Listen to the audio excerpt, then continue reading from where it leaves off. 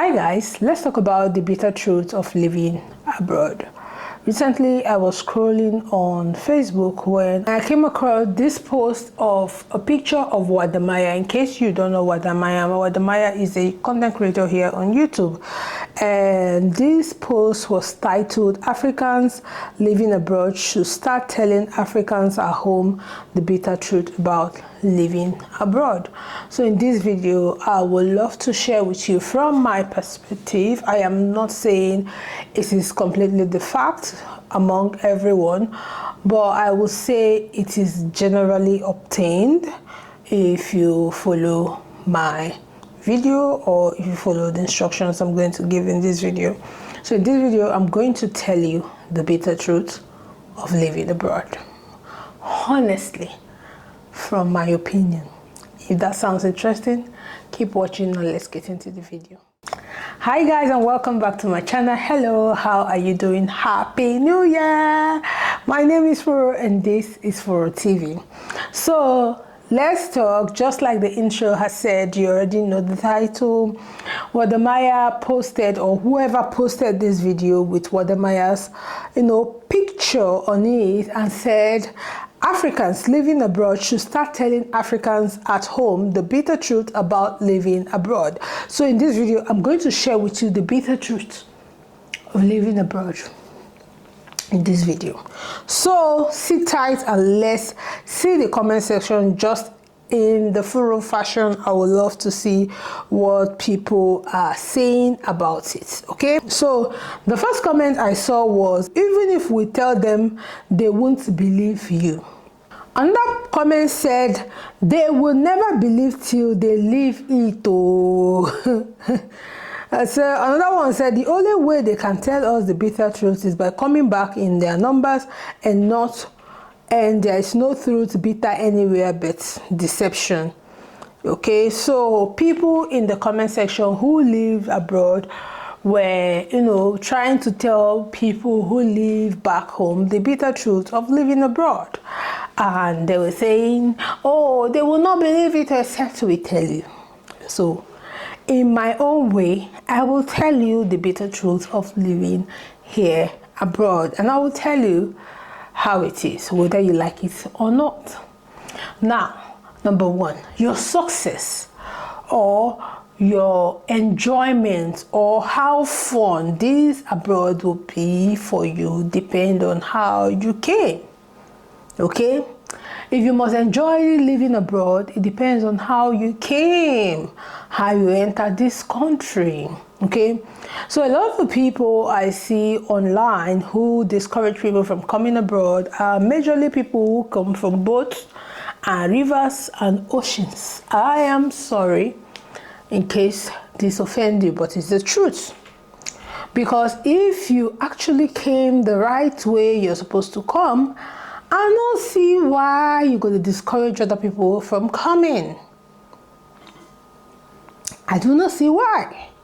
So the truth is, how you came into this country matters a lot.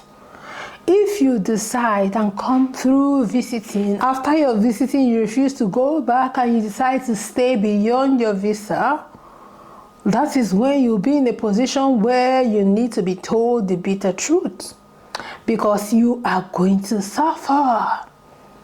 You are going to suffer. So get it into your head that if you are coming, if you must enjoy this country, if you must enjoy what other people are enjoying, if you must not join these people who are always looking for the bitter truth, you must know the way you arrive into this country. Know that everything that you achieve or you will achieve in this country is tied to how you came. If you came here without visa or you came here with visiting visa, it will take you at least 10 years of your life to regulate yourself.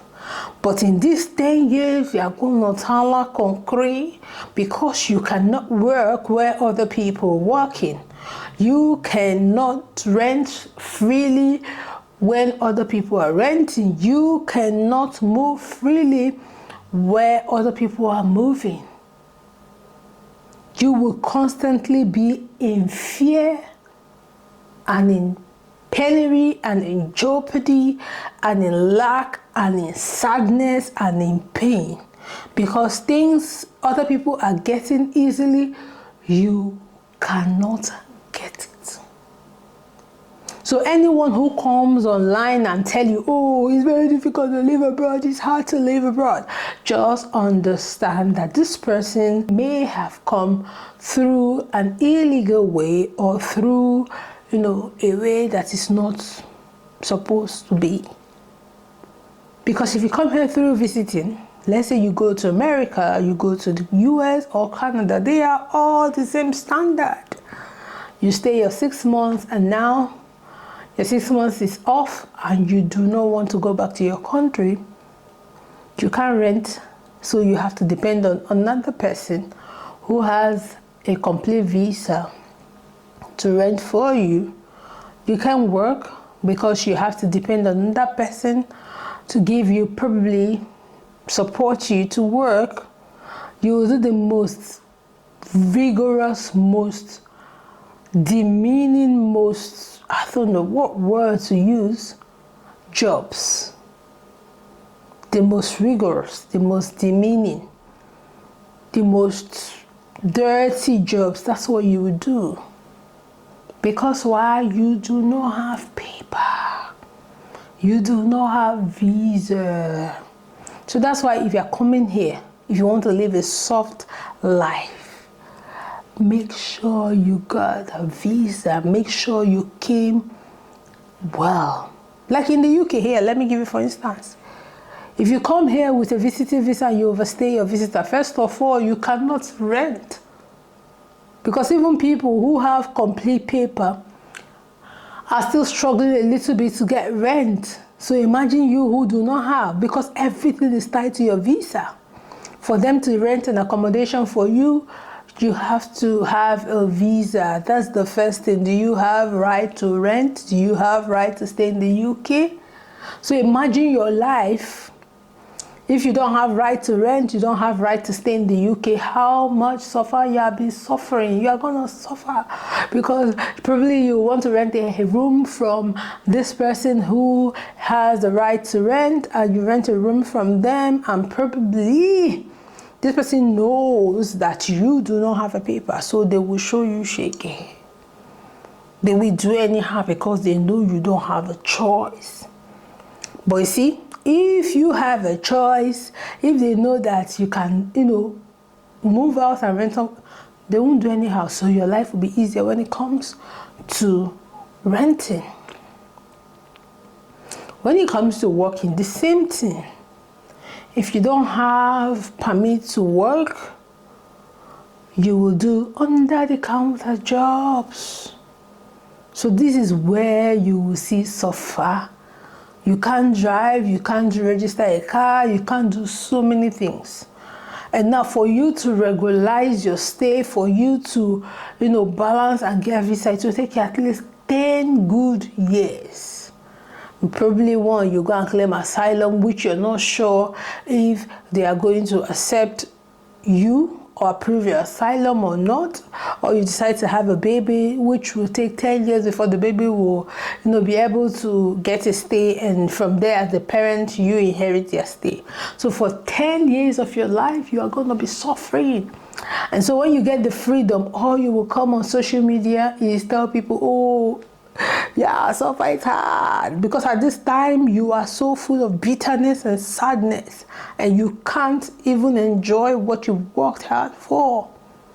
So instead of you to come to this country without visa, with visiting visa, enter ocean and come, I will tell you, stay back where you are and gather your money. But if you come into this country with maybe student visa, just like I came, and you are lucky enough to finish your school, get a post-study visa, get a work visa, be on visa at every point in time. Let me share with you the things you'll be enjoying, because the enjoyment you there, so, okay? Nobody can tell me shit. that this country is hard, this country is not good. Nobody can tell me shit because I highlighted everything here. And I'm going to be sharing with you. If you are always on your visa, so let's say you graduate from your school, you have post-study visa, you take your post-study visa. From your post-study visa, probably you get a work that's sponsoring you at every point in time you're in a visa, you know, working towards your settlement. These are the things you will enjoy. Number one, you will easily rent a house. Nobody's going to say, oh, if you rent this house, since I've been in this country, I've rented like 3-4 houses. If I live here, I don't like it, I move to another place. If I live, I can rent a house with freedom. Okay? Nobody is telling you, oh, don't rent. You will rent your house by yourself, direct from the landlord. You won't understand how relaxing that is until you experience it. Number two, 24 hours light. The light in the blink. I don't go 4 years now. For one day, light never lay. I don't know that enjoyment. Light need a blink. 24 hours light. It need a blink. Okay? Good roads. You know they jump inside pothole, your shock absorber they spoil, you know. You go to drive. If you can't live for like sometimes for UK, you can get a little bit of pothole, you know, small pothole here and there. But it's not really pronounced. But if you go live in a country like the US, pothole can never see you. Pothole can never see you. If you're a parent, your children will be going to free school. So you're not worrying about school fees anymore. Exorbitant school fees they charge in all these countries. You're not worried about it. Your children will get free meals, okay? If you're living in a country like the US, your children will get free meals till they finish primary school. If you're living here in the UK, your children will get free meals till they get to, I think, primary 2 or primary 3. What if you suffer one and so suffer? School. Let's talk about the standard of teaching here. Some of you will say, oh, I'm sending my children. Yeah, children in Nigeria, they know book more than children in the UK. They are teaching them very well in Nigeria than they are teaching them in the UK. Now lie. I say waiting, now lie. In fact, here, sometimes I used to tell my child that they teach you people like dummy. They teach you people, they don't give you people space to use your brain. They teach you people everything A to Z. They teach better here than they do in Nigeria. I'm sorry. For those you parents who keep saying, oh, I'm sending my children to Nigeria so they can get Nigeria education because Nigeria, they teach better. I'll lie you, there's a girl I am following that had these half-caste kids. You know, she had these children with white man, and she carried her children and she's living in Nigeria because she said that the schools in Nigeria are better. And she put her children, she said the school is 250 or thereabout. And I'm like, 250 school. Now you go carry your children, deprive them of going to school in America. She lives in America. Your pikin just no sabi book. If your pikin no fit understand the way they teach them here, you think it's in Nigeria they won't understand. Now what? I can go on and on with the things. You work and get paid on time. You get paid for the time you work for.